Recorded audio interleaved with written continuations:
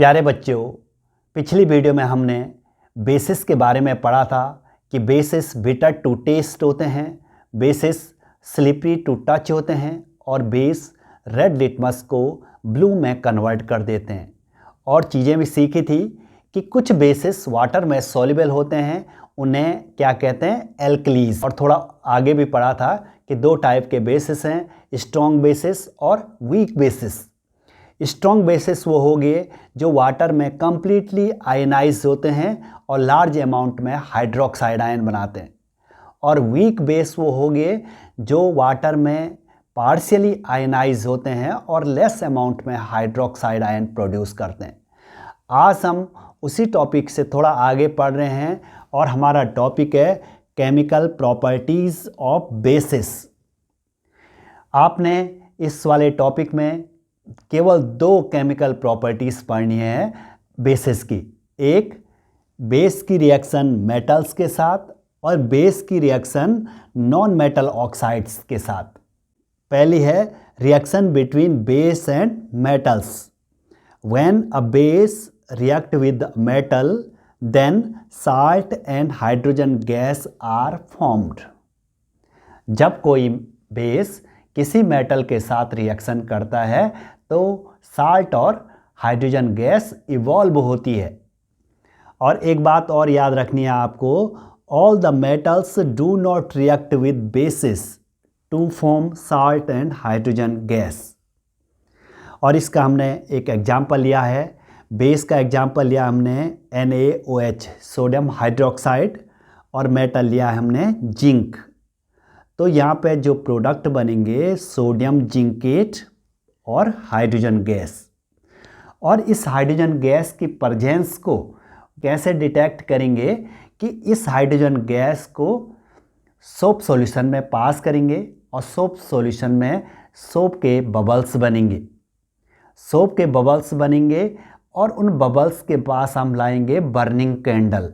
जैसे ही burning candle इन bubbles के पास लाएंगे तो बबल्स ब्रस्ट होंगे और जो अंदर की गैस आएगी वो पॉप साउंड के साथ बर्न होगी।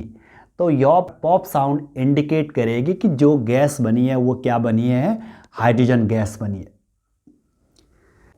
सेकंड है reaction between base and non metal oxides. When base react with non metal oxides then salt and water are formed. तो हमने बेस लिया है CaOH का होल ट्वाइस, कैल्शियम हाइड्रोक्साइड, और नॉन मेटल ऑक्साइड लिया है कार्बन डाइऑक्साइड, और product बनेंगे CaCO3 प्लस H2O। ये वाली रिएक्शन हमने वहाँ पे भी सीखी थी टेस्ट फॉर CO2 में कि when carbon dioxide gas passes through lime water then lime water turns milky due to the formation of a white precipitate CaCO3।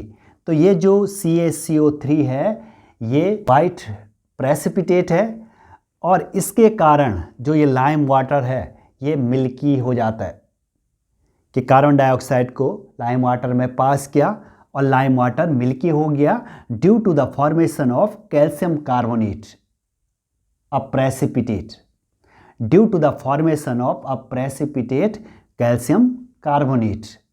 अब आगे पढ़ेंगे कॉमन प्रॉपर्टी ऑफ बेसिस कि बेस वाटर में dissolve होके, water में ionise होके hydroxide ion बनाते हैं। ये बेसिस की एक कॉमन प्रॉपर्टी है।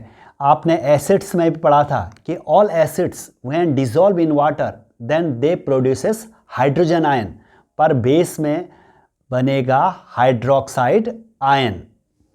और हमने यहाँ पे भी एग्जाम्पल लिया है सोडियम हाइड्रोक्साइड, एक बेस वाटर में जब इसको डिसॉल्व करेंगे तो सोडियम आयन और हाइड्रोक्साइड आयन बनेंगे। पोटेशियम हाइड्रोक्साइड को जब वाटर में डिसॉल्व करेंगे तो पोटेशियम आयन और हाइड्रोक्साइड आयन बनेंगे।